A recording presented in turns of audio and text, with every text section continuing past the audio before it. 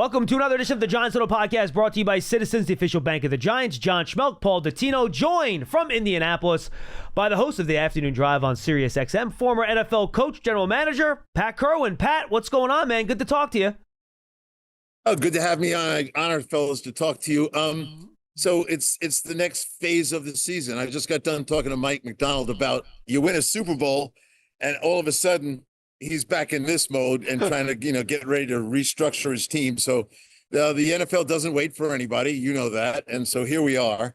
And before you know it, we'll be at the owners' meetings. And then after that, of course, the draft. So it is the season. The NFL's figured out how to make us busy every month of the year. That is absolutely true. All right, let's start here. As someone that used to do this for a living, Pat, whether as a coach or a GM, what about the NFL Combine in terms of the evaluation process was most valuable to you, and why? To me, I think you had to be good at it, but I thought the interviews, if you're crafty with it, and I was, I worked for 5 different head coaches, so I got a chance to see their style. I thought Belichick was the best of them all, and some of the other guys are close to friends of mine, like Pete Carroll. But I thought Bill, he got it figured out, and he was going to use 20 minutes and get as much and more information than most. So I think the art of the interview, if you're good at it, it's the best part of it. The medical is clearly important.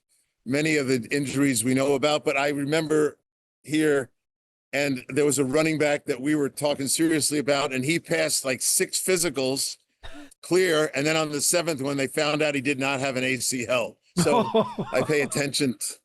Yeah. So I pay attention to all that stuff. I'm not so big on the measurement stuff on the field. It's nice. It kind of keeps them busy.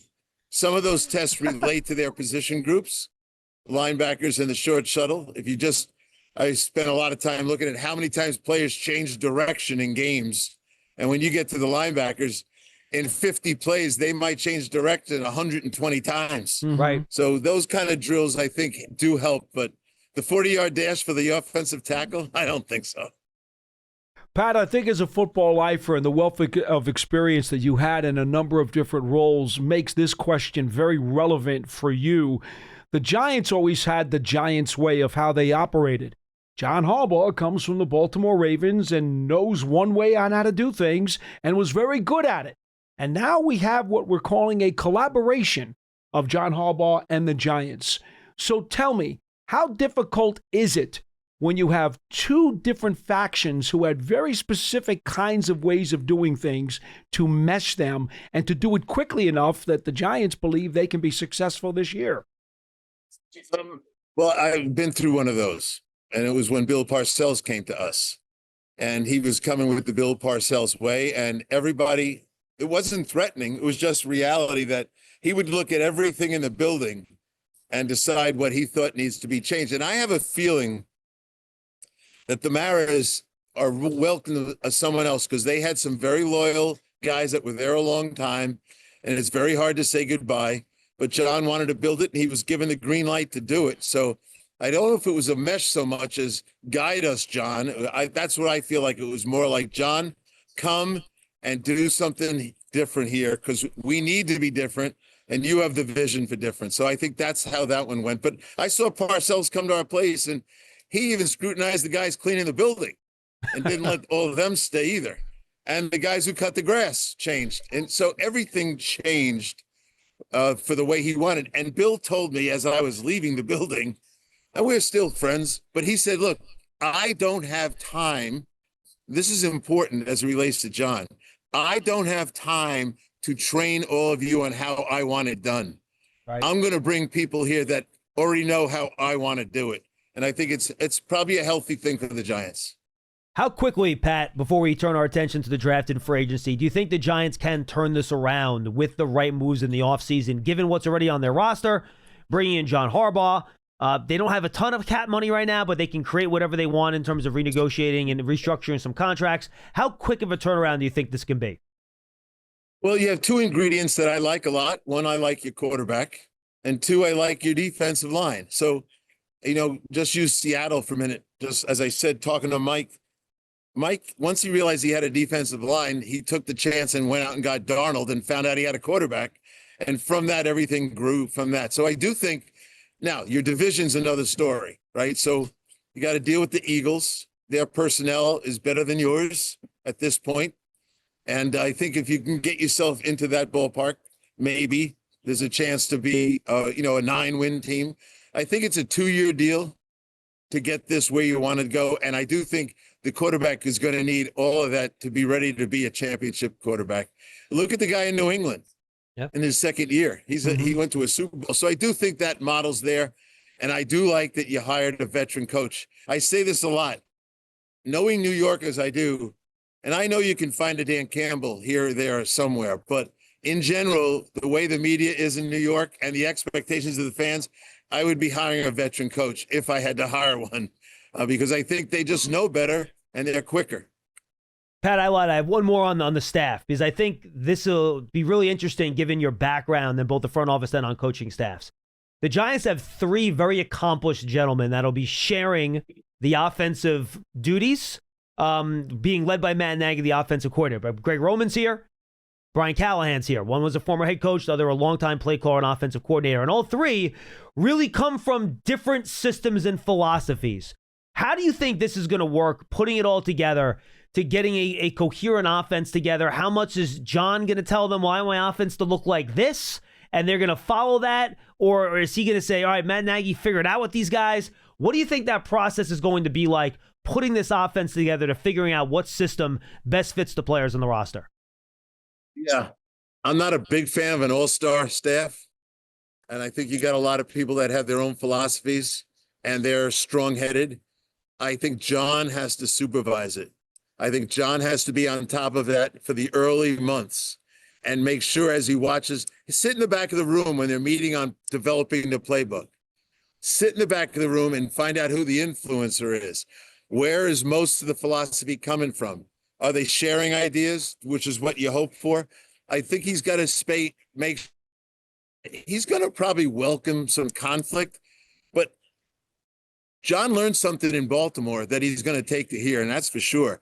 They didn't run the ball as much as they should have at times. Yep. Sure. And they never really got an offense that went past Lamar's scrambling skills and everything else. So I know that John looked at that late last year and wondered, don't tell me the guy didn't run it enough. Go over and make him run it more. So I think John will have a heavy hand on the offense. Huddle up, get in here. If you're lined up here, you gotta go over the middle with it to score. Right. How do we make that happen? I don't know, but Citizens does. Make sense of your money with Citizens, official bank of Eli Manning. Let me ask you this, Pat. You mentioned a moment ago, you think it's 2 years for the Giants to kind of get this turned around to where they want to be. There are 2 philosophies going into this offseason. One is get Jackson Dart as many weapons as possible so that you don't stunt his growth and development.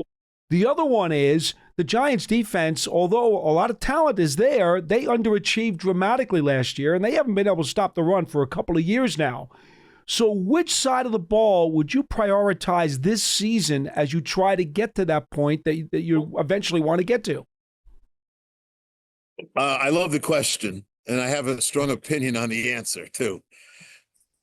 The quarterback needs to be protected and ability to succeed. And so I would buy veterans for the offense, specifically offensive linemen. I'll use Buffalo as an example. When they got Josh, they bought 4 offensive linemen and tied them to just the tackle they kept on the outside. So I would be for the young quarterback, including a veteran receiver or 2. On the defensive side, it'll be all draft. You've got enough veterans around. I would do what the Rams did. They went and found 3 rookies in a draft 2 years ago, Jared Verse and the guys, and they were able to turn that around. So draft your defense, buy your offense. That's interesting. So, Pat, you said before we started, we talked to you about all the interviews done today with a lot of the linebackers and defensive linemen. Those are the guys that were made available today. Were at the podium. And you mentioned in passing that your favorite player in this draft, and you talked to him today, is Ohio State linebacker Sonny Styles. My simple question to you is why? Well, he's got a lot of experience. All right, he's played in 53 games, 42 starts. He went to college as a 17-year-old and started games for Ohio State as a 17-year-old. He came as a safety. He landed up as a terrific outside pass rusher linebacker. He also wears the green dot at Ohio State. Mm-hmm. He's only 21 years old. He is versatile position-wise. He's a blitzer. His dad did a great job of raising him, former NFL player. He, to me, was the most accomplished guy. And I'll take a little page out of Dave Gettleman's old book. Dave Gettleman would say to me, I'm only taking a guy in the first round that I think has got a chance to be a gold jacket. That was his favorite expression. To me, that's the kid who has the gold jacket opportunity. He looks to me like, and everyone's talking about Reese. Reese is an 18-game player versus a 50-game player who's played so many positions, seen it all already. And you guys know, in New York, you got to get on the field early, and you better have the experience to get on the field early. I think he's a great fit. I would love, and people are saying, oh, I love when I see these mock drafts. I just talk to GMs and coaches. They think the guy has a chance to be a great player. So he's not going to be around at 10 to 15 where everyone thinks he's going to go. I think he's going to go 5, 6, or 7. You know, Pat, the positional value people who, carry that banner around with them wherever they go, they will say you can't take a Styles at 5, you can't take a Downs at 5, you can't take a Love at 5.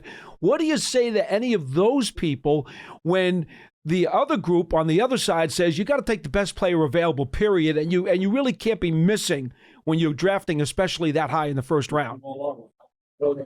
Yeah, I hear it all too, and I wait to create my own impression by meeting with the kids, watch them on tape, and talking to the general managers and coaches around this league.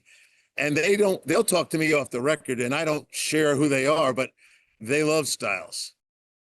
And to me, and I get why guys take offensive tackles early and often in first rounds. You can hide them. You can put a tight end next to him. You can run slide protection to him. I'm looking at a guy that I think is a dynamic player. So I don't really care what mock drafts say, and I don't really care. And they might be right. I have lots of respect for people's opinions, but after I meet with them, these players, I have my own opinion, and I'll stand my ground that after about 50 years of this, I know what I'm talking about. Absolutely. Absolutely, Pat. So another guy from Ohio State, I don't know how their defense gave up any points last year, given we're going to have like 4 of these guys go in the first 50 picks from their defense. Yeah. It's Caleb Downs. And I loved watching him on tape. You didn't see him really make any mistakes. He was really good around the line of scrimmage. I didn't feel like he had a ton of coverage snaps to really get a feel for what he's going to be like in kind of man-to-man coverage. Just curious, your take on him as a player. Would you put him into that Kyle Hamilton range, or maybe since his measurables aren't quite as good as Hamilton's in terms of length and height and stuff like that? How do you view Downs? I like Downs a lot. And if it came down to one or the other, I would take Styles. But if it was just one of them, I'd take the other one in a minute. So those are the 2 guys I like in the draft the most. And I also take you back to your own team.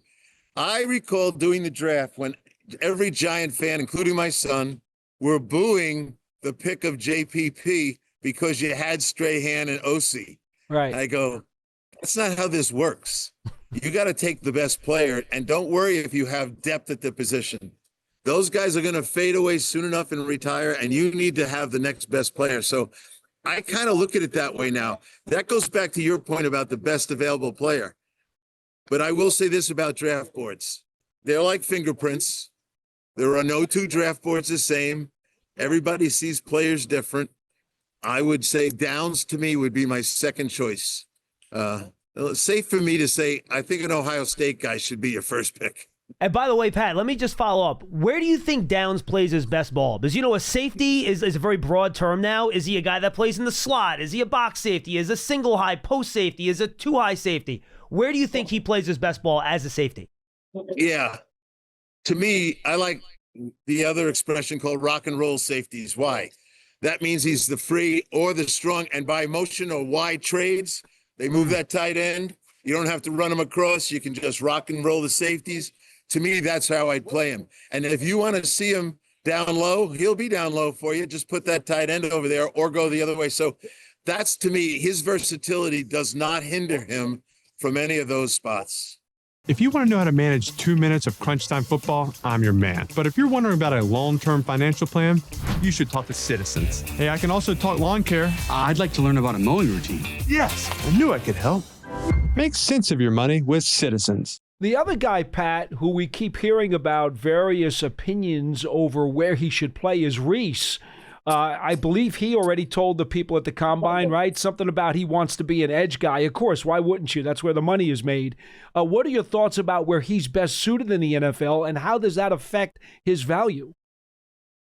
Well, let me use Dan Quinn to answer your question. Dan Quinn's a very close friend of mine. We've been friends since our Hofstra days, which is a million years ago. But I talked to Dan about that subject today.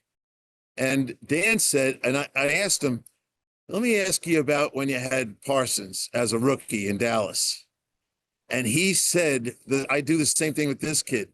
Don't line him up outside all the time because he's not going to be able to handle the 335-pound tackles. Okay. And he's an easy subject to run protection to. Parsons, he put at linebacker, if you recall, and he blitzed him a lot. And when you blitz him schematically, he comes free or on a back. And he was having early success. And as time went on, they kept developing him as an outside rush guy, but they needed to get a whole resume of ways to rush the passer. So his feeling on Reese is the same thing with 18 college games. Start him inside, start him as a will backer, blitz him some, get him playing there, make sure they don't count him in the box when they're going to count, where's the mic, and then let it grow from there. Don't rush him into something. Physically, I looked at him this morning pretty closely. It's a mismatch of maybe 100 pounds. We're not ready to do that to him. Right. We're joined by Pat Kirwan. He's host of Moving the Chains on Sirius XM. Looking for more than just a ticket, Elevate Experiences delivers VIP access to the world's biggest events. From the Super Bowl to NASCAR to PGA Tour tournaments, don't just attend, elevate the experience at elevateexperiences.com. All right, Pat, let's look to free agency here. What are some of the big moves that you think are going to kind of set the stage, that teams are waiting to see what happens with these players that'll determine what free agency looks like this year? Well, you may not like my first response. That's okay. I don't think it's a great year in free agency. I agree with you. Yeah. And I think it's because people have had, now we got 12 teams with over the cap. They'll fix that. Most of them will. I think a lot of teams have done a really good job of locking up their young players. And I don't think they let them get to free agency as quickly. So when you look at, let's take linebackers for a minute. On my list, of the way I listed them, 8 of the top 12 are over 30. I'm not touching those guys till after the draft. I agree. Right. You know, a 33-year-old linebacker, if I don't get one in the draft, then I'm going to come back and call those guys and see who wants to come. And 1-year deals, just like Houston put all those 1-year deals on that team 3 years in a row. And they just kept moving them out after a year until they found 5 or 6 guys they liked and gave them a couple of 3-year deals. So I don't like it that much. I think we might have 4 franchise tags, and that's taken a little bit of the cream off the top. And after that, I think you just really, there's not a lot of 25-year-olds. Who do I want to give a 4-year deal to? Do I want to give it to a 31-year-old? No, I don't. So I think the list gets reduced pretty quickly. And I think free agency could be over in 5 days. Wow. Well, you know, Pat, it's interesting because earlier you had said that you'd go young with draft picks on the Giants defense, but you'd like to maybe supplement with free agency on offense. They've got 2 very important offensive players who are going to be free agents. In Jermaine Illuminor, their starting right tackle, Wan'Dale Robinson, one of their starting wide receivers, who's coming off a career season. I don't even want to go to Greg Van Roten, who may or may not retire. I don't know. He told me he wants to play, so he'll be back. He says that, but who knows when the body gets creaky old during the offseason. You never know. So, Pat, what do you think the market's going to be for those guys, and how important is it, given what your philosophy was earlier, for the Giants to try to keep those guys? Well, you can buy linemen of comparable talent to the ones you're going to lose, if you're going to lose them. I did talk to a GM about his offensive line problems because he has 2 linemen that are free as well. And he said the problem is the list is so weak that people are going to overpay them. Yeah. And you got to resist doing that. So I like your linemen, but I do think that there are comparable guys in free agency. The secret to that is I want that quarterback to have 5 veterans ahead of him and 2 veterans as the backups with all the injuries we have on the offensive line these days. And I think it's because we don't have 9-on-7 practice and they don't do enough practice. The linemen complain about it, but they're getting hurt at a rate I can't remember. Sure. That's the Giants Huddle podcast, brought to you by Citizens, the official bank of the Giants. From game day celebrations to your everyday financial needs, Big Blue fans get the most out of every moment with Citizens. Learn more at citizensbank.com/Giants. Pat, you got to go host Moving the Chains, my friend. Hope you're enjoying Indy. We wish we were out there with you. Thanks so much, and enjoy the rest of your time out there at the Combine. It's been nice talking to you guys. Hopefully you'll invite me again someday. Anytime, love to have Pat. you. That's Great Pat to see you. Kirwan. We'll see everybody next time on the Giants Huddle podcast. Bye-bye.